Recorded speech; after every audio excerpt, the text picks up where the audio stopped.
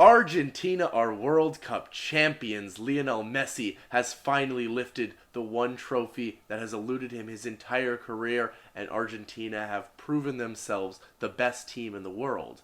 But who was the team of the tournament? Or who are the best 11 players in this tournament? I will tell you right now, starting with the goalkeeper and the only player in my team of the tournament to not make the knockout stages. It is Wojciech Szczesny, the goalkeeper of Poland. Not only did he make 21 saves with an 82% save percentage throughout this tournament, but he saved 2 penalties, including one against Lionel Messi himself. There were a ton of great goalkeepers this tournament, but Szczesny for me was top of the list.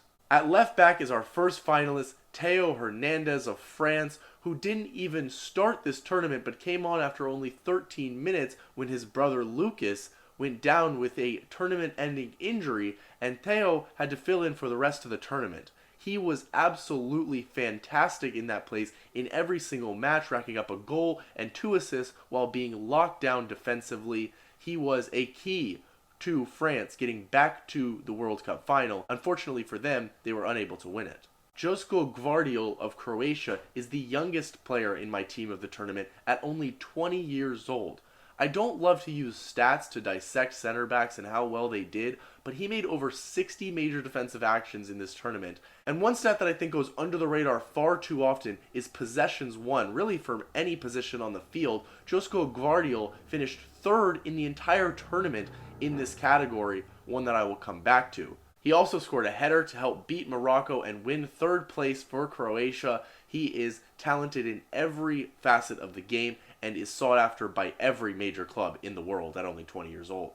The other center back in my best 11 is one that I would have said is more likely to be in the worst 11 in the tournament than the best 11 if you would have asked me at the beginning, but it is Harry Maguire of England.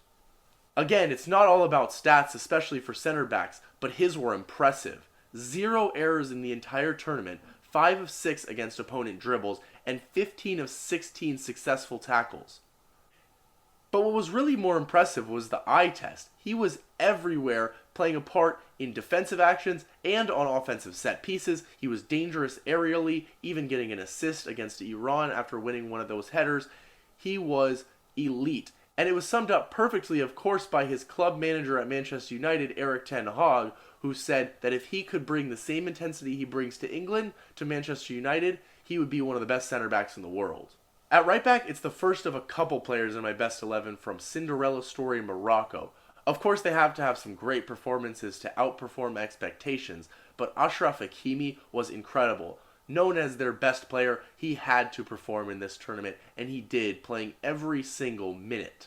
He bagged the winning assist against Canada, but again, it was about his defensive work. He was so high in every defensive category and also made 0 errors. But of course, I have to go back to my possessions won, where he finished 4th in the tournament. The second player that made my team of the tournament from Morocco is defensive midfielder Sofiane Amrabat, who has to be the breakout star of this tournament.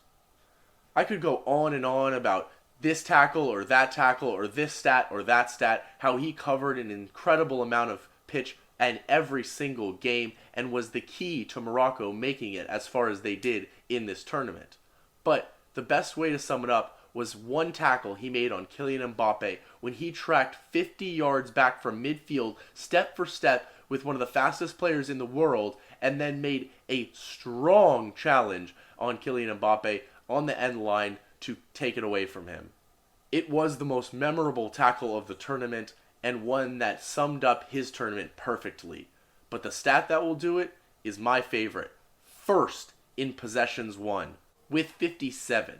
If you're enjoying this video, I would love it if you could join me on my YouTube journey and help me reach my first big milestone of 1,000 subscribers by hitting that subscribe button. Thank you so much, and back to the video. In the center of midfield in my team of the tournament, there's only one player to put, and that's Luka Modric. Despite not getting a single goal contribution in the entire tournament, he was running the midfield in every game he played. He had some of the highest touches in the entire tournament, but I don't really think I need to convince you of the class of Luka Modric. More, I'm going to point out the fact that he was second in that stat that I keep talking about, possessions won. He was first in 2018 and second in this tournament which makes it all the more impressive that Amrabat was the only player in the world able to pass him this tournament. In the number 10 position in attacking midfield, there's only one player to go with. It is Antoine Griezmann. He was fantastic for France the entire tournament, racking up 3 assists, including 2 in a masterclass against England where he absolutely ran the show. But it wasn't just that game, because Antoine Griezmann was the hub for France in the entire tournament, connecting that midfield to the attack. Well, of course, it was Kylian Mbappe scoring all the goals. Antoine Griezmann was the key man for me. And if it wasn't for, of course, one player winning that golden ball and player of the tournament, undoubtedly and rightfully so, I would have given it to Antoine Griezmann because he was absolutely incredible the entire tournament long. Of course, it wasn't just Griezmann, though, for France going forward. It was the man who won the Golden Boot, racking up 8 goals and 3 in the final, Kylian Mbappe at left wing of my team of the tournament. There's no debate over this, is there? On the right wing as well, there's only one player to pick, the man who led his team to glory, the winner of the World Cup, finally ending the GOAT debate and proving he is the greatest of all time, the man whose shirt I am wearing right now. It is Lionel Andres Messi, and I know I really don't have to say any more than that, but I want to say we have to really take a moment here and just appreciate the greatness of this man and how lucky we are to witness him at 35 years old, racking up 10 goal contributions in this tournament. He had an absolutely unbelievable tournament in the biggest moment of his career and his life at 35 years old. It really can't be talked about enough how great this man is. So just take a moment right now, think about that, and enjoy the fact that you were able to witness his greatness. And last but not least, at striker, one of the most difficult decisions of this team of the tournament, but I went with Julian Alvarez, the young player of the tournament, racking up 4 goals and helping Messi on his way to that World Cup.